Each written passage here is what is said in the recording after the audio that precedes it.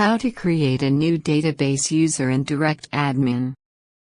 We assume you have already logged into your DirectAdmin account.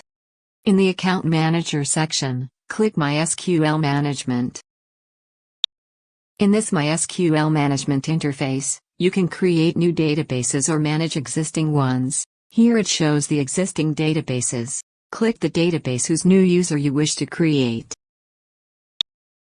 We can see existing users of this database here. Now click Create New User. Let's assign a username and password to this new user. Enter username and password in the text input boxes provided. When ready, click Create. Now copy and save the username and password for this new user. The new user will require it to access this database.